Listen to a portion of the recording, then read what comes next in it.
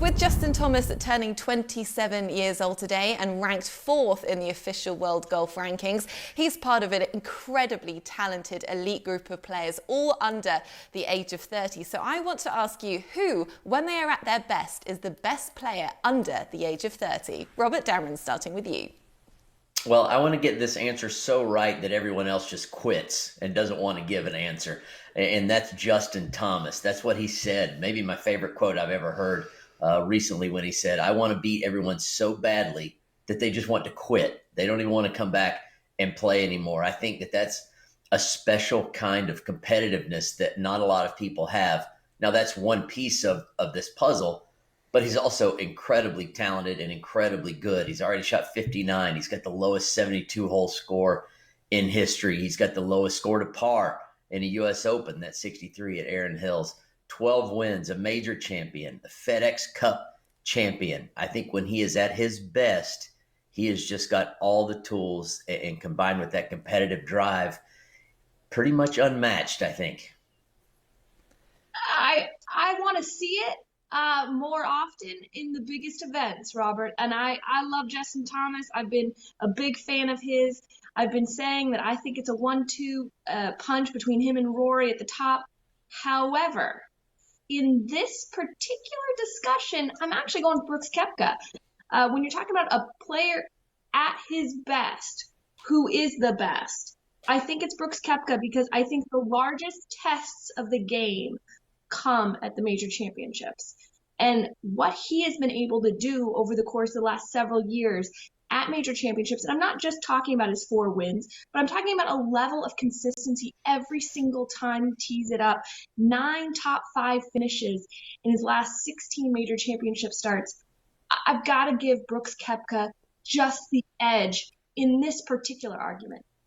Yeah, I think it's a big edge, Paige. When you look at what he's done 2017 to 2019, I'm with you. Brooks Koepka, the majors ask the most difficult questions, and he's had the best answers. And look at where he's got it done. Erin Hills, Shinnecock Hills, Belle Reve, Bethpage. It's also who he's beaten. Tiger Woods, Adam Scott, Justin Thomas, Hideki Matsuyama, held off Dustin Johnson, held off Tommy Fleetwood 63. A lot of second place and third place finishers behind Brooks Koepka of the highest quality in this game. He has absolutely taken the air out of the ball in major championships and made it his own personal playground. Brooks Koepka, he only has a few more days, by the way, under the age of 30, but right now where we sit, the best player under 30. Brooks Koepka and Justin Thomas are certainly worthy winners of this category. But guys, I want to draw your attention to someone who you would certainly overlook for this right now, but rewind 3 or 4 years.